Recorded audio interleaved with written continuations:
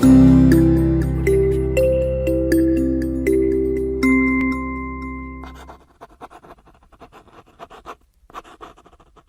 learners, welcome to class. Today we are going to start new chapter in statistics. Yes, collection of data. In this we are going to see what is the data, yes, and then what are the sources of data.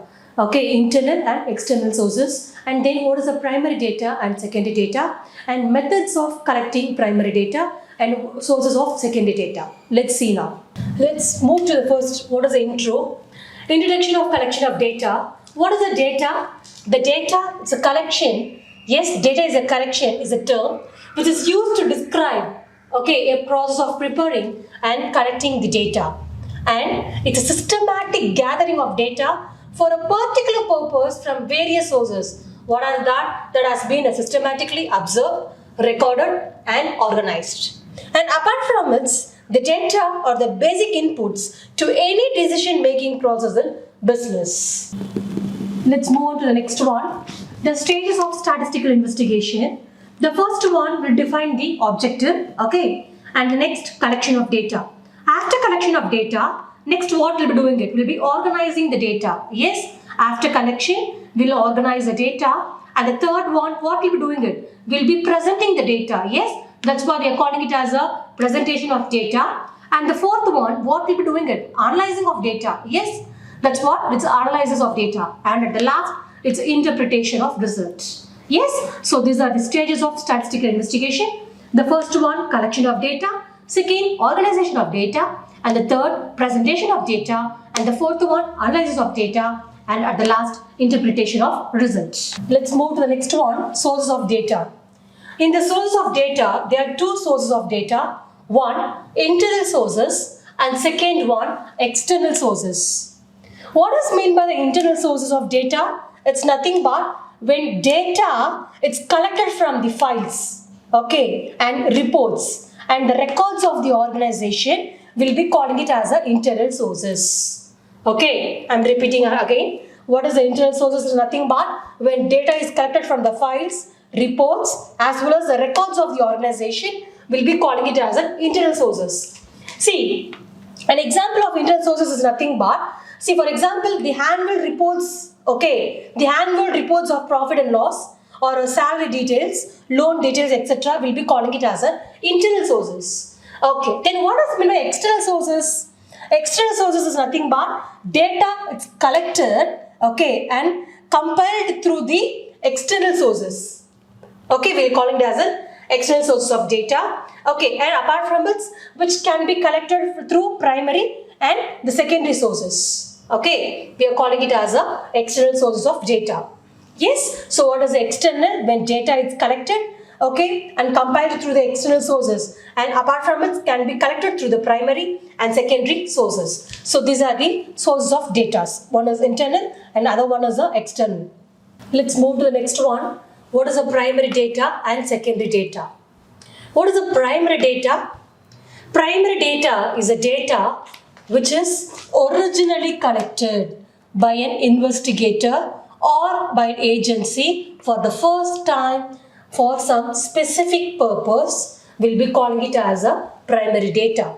So primary data, it's originally collected by the investigator or the agency for the first time. We are calling it as a primary data. Yes. See, we can give an example for this. See, for example, population census, which is conducted by Government of India. Yes, we are calling it as a primary data because such data, it's original in character and it's collected for the first time. That's why it's a first-hand information.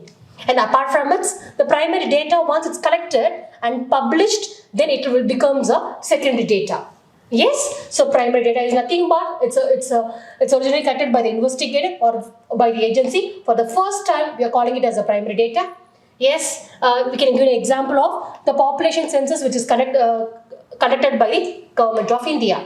Yes, now let's move on to the next one. What is the secondary data then? Yes, the data which is not directly collected, but rather obtained from the published or unpublished sources. We are calling it as a secondary data. Okay, that's why secondary data, it is also known as the second-hand data. Okay, because these are not original data, since the enumerator or the investigator, they themselves do not collect the data. Okay, they simply make use of the data which is collected by the others. Okay, example of secondary data, yeah, we can give an example like National Account Statistics, which is published by CSO, okay, and then Economic Survey published by Government of India. Okay, we can give all those examples for the secondary data. So these are the example of primary data and secondary data. Let's move to the next one. What are the methods of collecting primary data? In this we have totally 6 methods of collecting primary data. The first one, direct personal investigation. Second, indirect oral investigation. And the third one, information from correspondence. Fourth, telephonic interviews. And the fifth one, mailed questionnaire method. And the last one, questionnaire which is filled by the enumerators. So from this each and every one's method, we have merits as well as the demerits. Yes, let's start with the first one, direct personal investigation. What does mean by direct personal investigation? So under this method, the investigator will collect the data, okay, by having the direct contact with the informants, okay, and what they'll be doing it? They will conduct on the spot inquiry. So we are calling it as a direct personal investigation. Okay, so what will happen in this? The investigator collect the data, okay, by having a direct contact with the informants and conduct on the spot inquiry. We are calling it as a direct personal investigation. And in this we have merits as well as the demerits. What are the merits? It will be like originality, reliable and accuracy, flexibility, uniformity, other information, economical. Okay, and apart from it, this will be suitable for all types of question. Okay, but in this we have few demerits. What is that? Not suitable for wide areas. Okay, apart from it will be like expensive and time consuming. Okay, and we have we need a trained personnel. Okay, so these are the merits as well as the demerits. Okay, now let's move on to the next one, indirect oral investigation.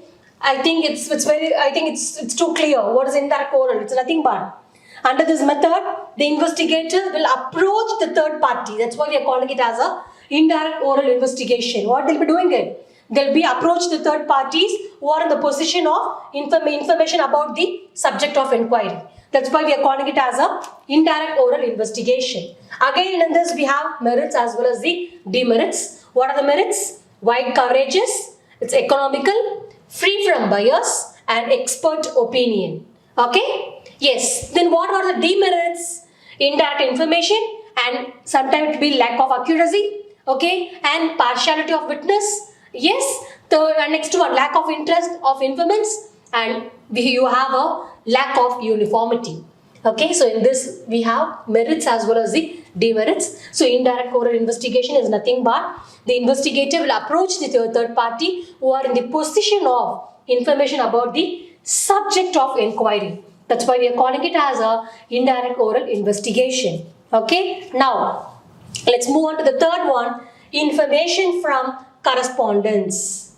What do you mean by that? Yes, again, under this method, the local agents, okay, or the correspondents are appointed and trained. They will collect the information from the respondents. That's why we are calling it as a information from respondents. Okay, I'm repeating myself again. What is the information from respondent? Under this, they will have a local agents or a correspondents or appointed, and you train it, okay, to collect the information from the respondent. Yes, that's why we are calling it as a information from correspondence. Again, in this you have merits as well as the demerits. What are the merits will be? Again, wide coverage, economy, okay, and you have a suitable for a special purposes.